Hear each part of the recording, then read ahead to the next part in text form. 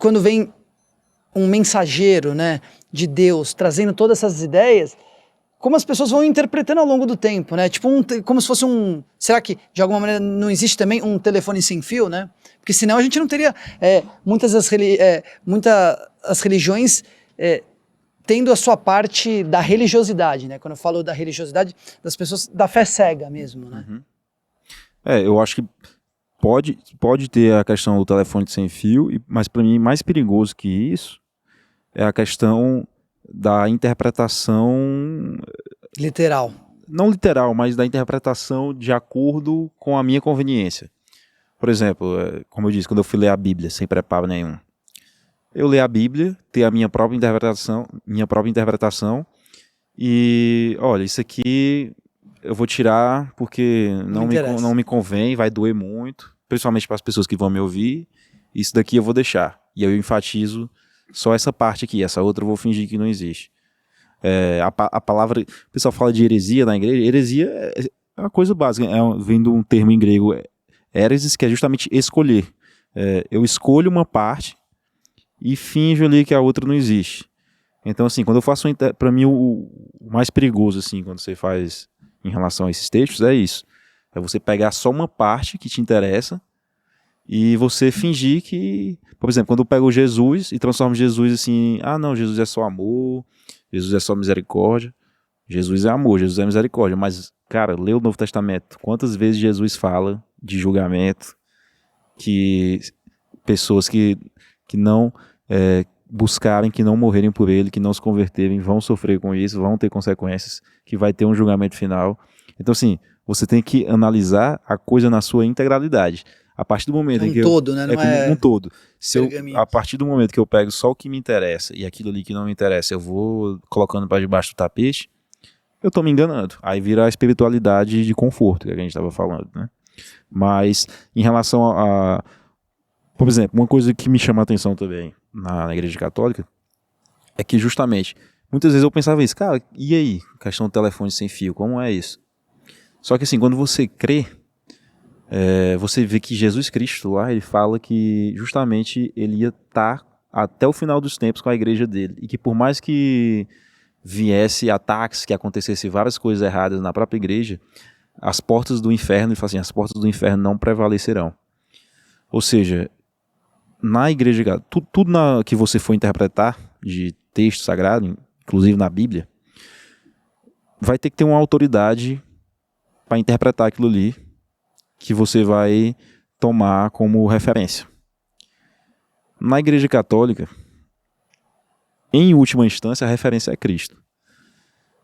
Porque se você for pegar historicamente a linha sucessória dos apóstolos, dos papas, você vai chegar até São Pedro, que foi apóstolo de Cristo e que recebeu essa mensagem. Tu és Pedro, sobre esta pedra edificarei a minha igreja e as portas do inferno não prevalecerão contra ela.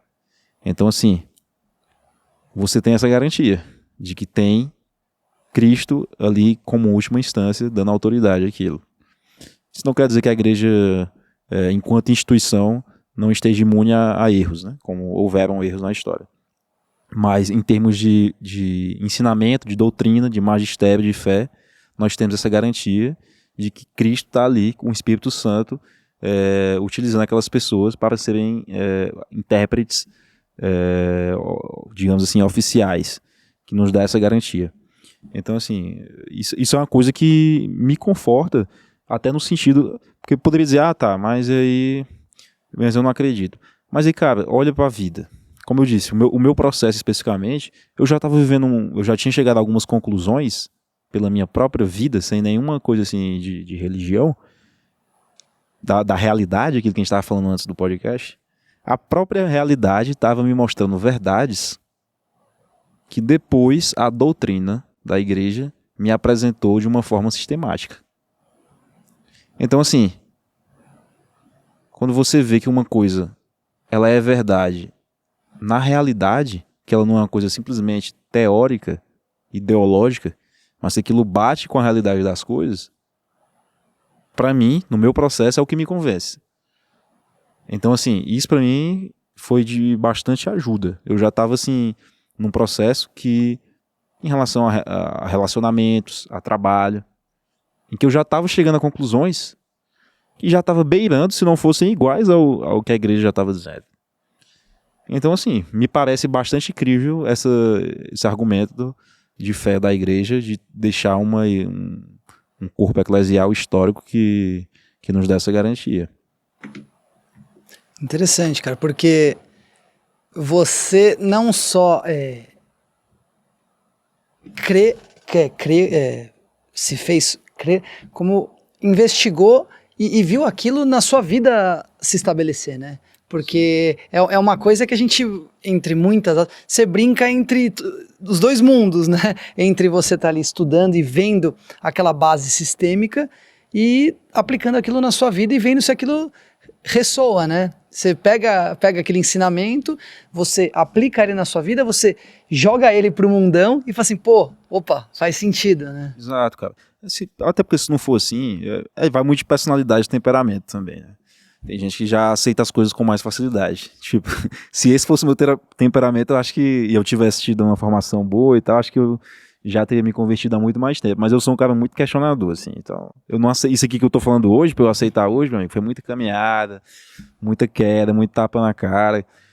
Mas, assim, aquele negócio, aquilo que você me perguntou, cara, quando foi que você começou a receber as coisas e dizer que não dá pra voltar atrás?